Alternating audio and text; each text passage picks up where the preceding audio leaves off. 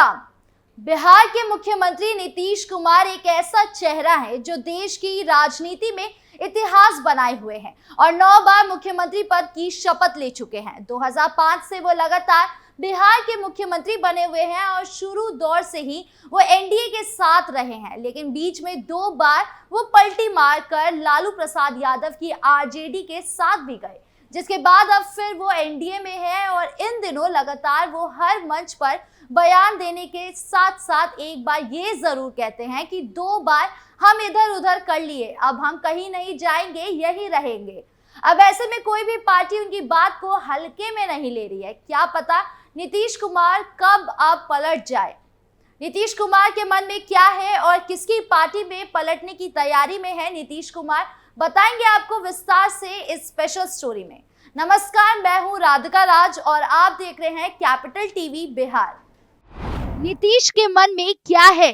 बिहार की राजनीति में ये चर्चा का विषय बना हुआ है कि हर बार मुख्यमंत्री को ये क्यों कहना पड़ता है कि हम कहीं नहीं जाएंगे। तो क्या नीतीश कुमार वाकई में कहीं नहीं जाएंगे या फिर पलटी मारेंगे, ये बड़ा सवाल है।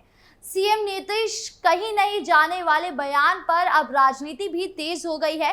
बता दें कि बीते गुरुवार को आरजेडी के प्रवक्ता और विधायक भाई वीरेंद्र ने ऐलान कर दिया कि बिहार में जल्द ही खेला होने वाला है। बीजेपी नीतीश कुमार को कुर्सी छोड़ने का दबाव बना रही है। यही कारण है कि मुख्यमंत्री नीतीश कुमार सभी मंचों से माफी मांगते नजर आ रहे हैं। उन्होंने ये भी दावा किया है कि महाराष्ट्र, झारखंड और बिहार के 4 उपचुनाव के रिजल्ट आने के बाद बहुत कुछ तस्वीर बदलेगी। भाई वीरेंद्र के दावों में कितनी सच्चाई है ये तो नहीं कहा जा सकता, लेकिन राजनीति में कुछ भी संभव है और खासकर मुख्यमंत्री नीतीश कुमार की बात किया जाए तो अचानक फैसले लेने में वो माहिर रहे हैं।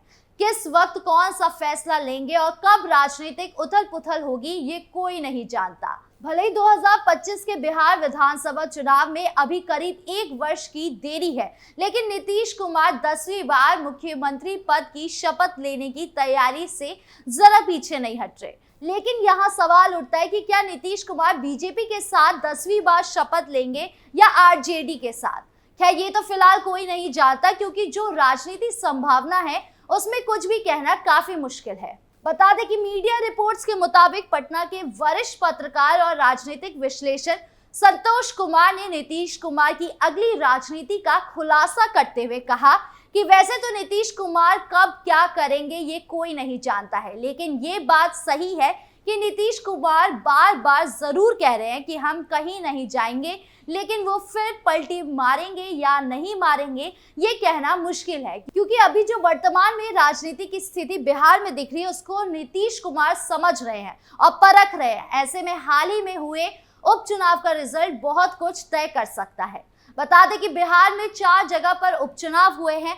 इनमें एक सीट बेलागंज पर जेडीयू के उम्मीदवार मनोरमा देवी प्रत्याशी है। चुनाव तो संपन्न हो गए हैं, लेकिन जो सर्वे रिपोर्ट आ रहे हैं कि जेडीयू कैंडिडेट की स्थिति ठीक नहीं है और ऐसी जो जानकारी मिल रही है कि अपर कास्ट का वोट जो बीजेपी को जाता है वो जेडीयू को नहीं मिला है। अगर ऐसी बात रही और जेडीयू बेलागंज सीट हार जाती है तो बड़ा झटका नीतीश कुमार को लग सकता है।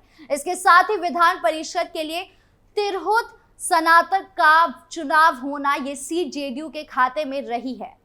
देवेंद्र चंद्र ठाकुर पहले जेडीयू से एमएलसी रहे हैं। अब पार्टी ने अभिषेक झा को टिकट दिया है, तो राकेश रोशन जो पहले चिराग पासवान के साथ थे वो पार्टी से इस्तीफा देकर चुनाव लड़ रहे हैं। ऐसी चर्चा है कि अंदरूनी रूप से चिराग पासवान की पार्टी के नेता उन्हें सहयोग कर रहे हैं और कहीं ना कहीं एनडीए में भीतर घात हो रहा है।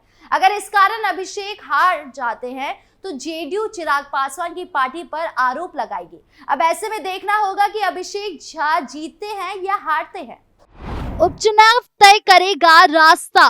बता दें कि ये बात भी सच है कि बीजेपी का वोट जेडीयू में कन्वर्ट नहीं होता है, जबकि जेडीयू का वोट बीजेपी में कन्वर्ट हो जाता है, जो पिछले 2020 के बिहार विधानसभा चुनाव में देखने को मिला था। अब नीतीश कुमार की पार्टी जेडीयू मात्र 43 सीट पर सिमट गई, जबकि भाजपा को 74 सीट आए थे। अब ऐसे में अगर ये दोनों बेलागंज और तिरहुत स्नातक सीट जेडीयू अगर हार जाती है तो निश्चित तौर पर पार्टी की ओर से एक निर्णय लिया जा सकता है कि एनडीए में रहना है या नहीं, और क्या 2025 का चुनाव एनडीए में साथ रहकर लड़ना कितना पार्टी को फायदा होगा।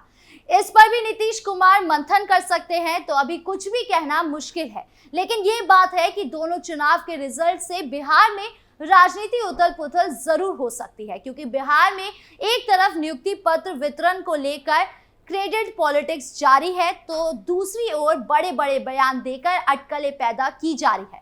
बता दें कि बीते बुधवार को बिहार के मुख्यमंत्री नीतीश कुमार ने पटना में 1 लाख से ज्यादा नियोजित शिक्षकों को राज्य कर्मी का दर्जा देकर नियुक्ति पत्र बांटा। इस दौरान मुख्यमंत्री नीतीश कुमार ने मंच से 5वीं बार कहा कि उनसे गलती हो गई, अब वो इधर उधर नहीं जाएंगे। नीतीश कुमार जब भी इधर उधर नहीं जाएंगे, गलती हो गई जैसी बात करते हैं, तो बिहार में सियासी पारा अपने आप चढ़ जाता है। एनडीए को नहीं अंदाजा।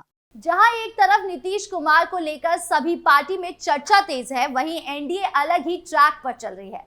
बिहार में एनडीए अपने सभी घटक दलों के कार्यकर्ताओं में कोई रुकावट का कारण ना हो, इसके लिए पूरा जोर दे रही है। इस बीच एनडीए प्रदेश भर में विधानसभावार सम्मेलन करने जा रहा है। बता दें कि अगले साल की शुरुआत में सम्मेलन की शुरुआत हो जाएगी। इसका उद्देश्य घटक दलों के कार्यकर्ताओं में सामंजस्य बनाना है।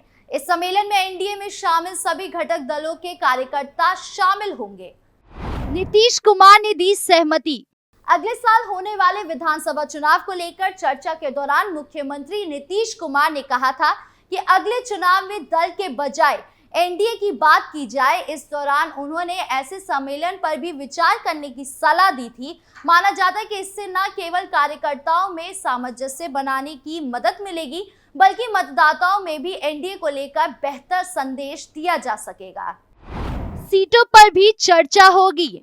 जेडीयू के एक नेता के मुताबिक अगला विधानसभा चुनाव मुख्यमंत्री नीतीश कुमार के नेतृत्व में लड़ा जाएगा। इस कारण इससे पहले सम्मेलन बैठक आम बात है। इस सभी बैठकों में केंद्र और प्रदेश सरकार की विकास योजनाओं और उसके लाभ की चर्चा होगी। बताया गया है कि इस सम्मेलन के जरिए टिकट को लेकर स्थिति भी साफ हो जाएगी और गठबंधन में सीटों की अदला बदली की स्थिति पर भी चर्चा होगी। भाई वीरेंद्र के बयान से तेज होगी सियासी हलचल। अब जहां एक तरफ एनडीए में एकजुटता की बात हो रही है, वहीं दूसरी तरफ बिहार की सियासत कुछ और बयान कर रही है, जिसकी तस्वीर भी उपचुनाव के परिणाम के बाद साफ हो जाएगी।